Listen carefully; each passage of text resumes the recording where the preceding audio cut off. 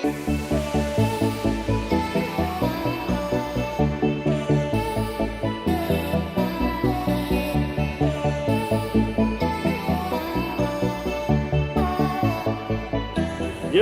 dans votre espace d'échange, la voix de l'environnement. Ce jour, face à Raoul, reçoit Son Excellence le docteur Aurélie Flore Kumba Pambo. Elle est ambassadrice du Gabon pour le climat, l'environnement et le développement durable. Elle est également la co-facilitatrice pour le partenariat pour les forêts du bassin du Congo. Docteur, bonjour. Bonjour Raoul, je suis ravie d'être face à vous. Alors, docteur, quel est le rôle du Gabon autour du partenariat pour les forêts du bassin du Congo? Merci Raoul pour cette question. Alors, le Gabon est un pays membre du partenariat pour le bassin du Congo qui a été créé en 2002 lors du sommet mondial du développement durable à Johannesburg. Il fait partie intégrante de ce partenariat qui est une plateforme multi-acteurs engagée dans la conservation et la gestion durable des écosystèmes forestiers du bassin du Congo. Donc ce partenariat, lorsqu'il a été mis en place pour fonctionner, il y a eu une sorte de facilitation pour piloter ce partenariat. Jusqu'à présent, ce partenariat est piloté par des pays membres du partenariat. Et à ce jour, cela a été fait uniquement par des pays membres du collège des donateurs, des pays donateurs. Et c'est la première fois qu'un pays du bassin du Congo facilite, anime le partenariat. Et pour cette période 2023-2025, cela est fait par la France et le Gabon. Madame l'ambassadrice, France-Gabon, cette alliance-là autour du partenariat pour les forêts du bassin du Congo, comment ce mariage se fait-il? C'est un mariage qui est dans un prolongement d'un processus. La France et le Gabon ont toujours promu la conservation des écosystèmes forestiers du bassin du Congo. Ça s'est consolidé dernièrement en mars 2023 lors de l'organisation du One Forest Summit à Libreville. Puis nous avons ce mariage, comme vous le dites, dans le cadre de ce partenariat. Et je tiens à rappeler que dernièrement, la France et le Gabon ont signé un appel pour un partenariat forestier. Donc c'est une alliance de tout temps et elle se poursuit, elle se cristallise par des moments comme celui-ci. Alors, qu'est-ce qui ressort de façon fondamentale un an après, comme les grandes actions déclinées dans la feuille de route qu'on peut citer d'opérationnel? Je vous remercie de parler de cette feuille de route. En effet, cette feuille de route, elle liste les axes prioritaires de cette cofacilitation franco-gabonaise. Il y a 5 axes prioritaires. Le premier axe concerne la promotion de connaissances scientifiques et de la coopération scientifique. En effet, si nous voulons protéger ce bassin forestier qui est le premier poumon de la planète, en raison de son rôle dans la régulation à l'échelle mondiale du climat, il est important de connaître, mieux le connaître. Donc c'est un peu cet axe prioritaire. Et puis nous avons ce qui concerne l'aménagement du territoire et l'usage des terres, qui est un sujet crucial pour les pays du bassin du Congo, qui parfois entraîne des conflits, des conflits entre le développement économique et le bien-être social et la conservation des écosystèmes forestiers. Nous avons un troisième axe qui concerne le développement de mécanismes innovants pour la lutte contre les changements climatiques et la conservation de la biodiversité. Vous n'êtes pas sans savoir que actuellement les mécanismes classiques sont quelque peu limités et il est important pour les services rendus à l'humanité qu'on ait des paiements qui soient adéquats, qui soient suffisants et qui soient prévisibles, en vue de permettre de conserver ce joyau naturel que nous avons dans notre région. Et puis, pour cela, nous devons faire un plaidoyer au niveau de la communauté internationale qui va nous permettre de renforcer la visibilité de cet écosystème forestier en vue d'avoir une captation de fonds, de financement qui permettent vraiment de répondre aux besoins, les objectifs que nous voulons. Et puis, nous avons aussi ce renforcement avec des partenaires clés tels que Central African Forest Initiative, l'initiative pour les forêts d'Afrique centrale, ou la Chine, qui sont des partenaires clés dans ce processus que je viens de vous décrire.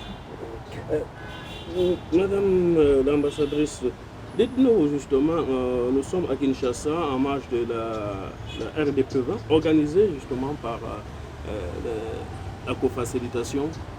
C'est quoi les enjeux de cette 20e conférence des partis du PFBC?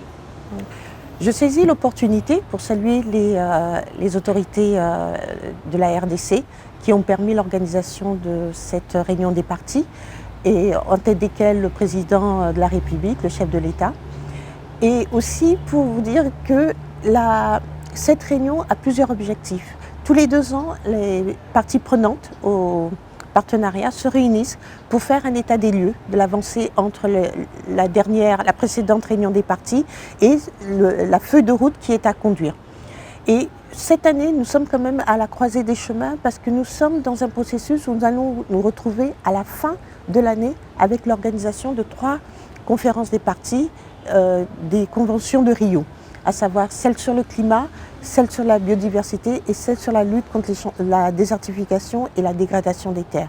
Il est important pour le partenariat pour les forêts du bassin du Congo d'accompagner la sous-région dans la préparation de ces conférences de partis, de ces réunions qui sont cruciales pour l'avenir de l'écosystème forestier du bassin du Congo.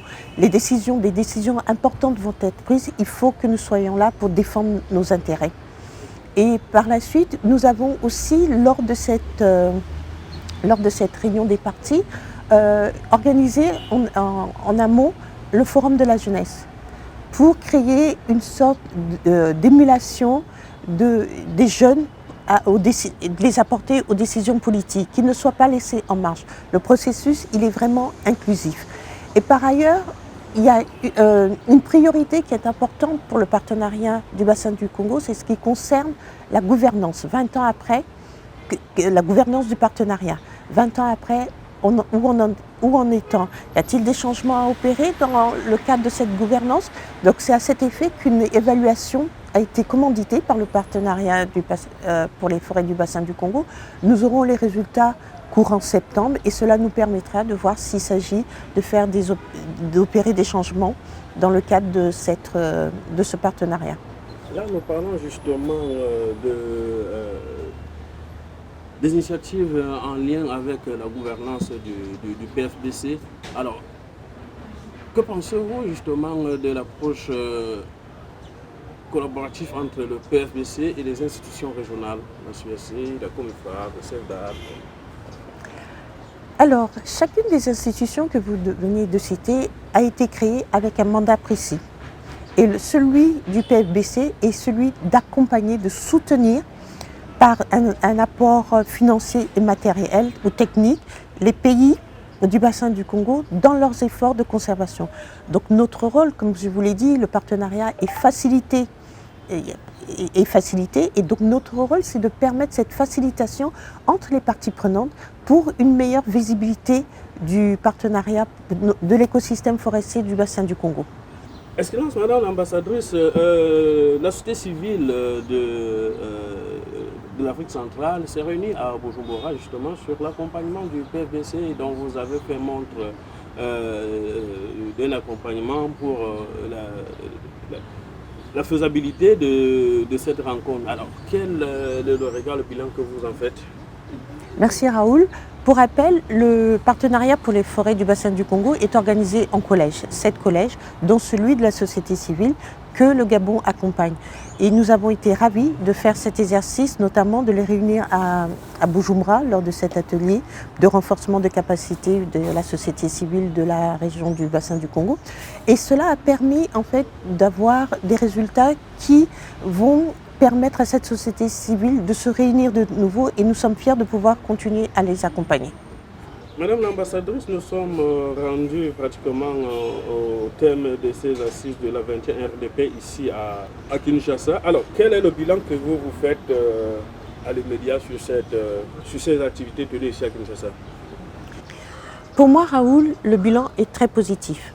Cette réunion des partis a été rehaussée par la présence de 9 ministres de l'espace COMIFA, dont le président en exercice. Nous avions également eu la présence du commissaire à l'environnement de la CEAC. C'est pour moi l'occasion de saluer Madame la ministre d'État de l'Environnement de la RDC pour les efforts qu'elle consent dans la conservation de l'écosystème forestier du bassin du Congo. En effet, la République démocratique du Congo est vraiment le pays solution. Et ce pays solution a réuni plus de 500 participants qui sont venus défendre et accroître la visibilité du bassin du Congo. Et je voudrais vous dire, c'est de Kinshasa à Belém pour la COP 30 sur le climat sera mon dernier message. Merci.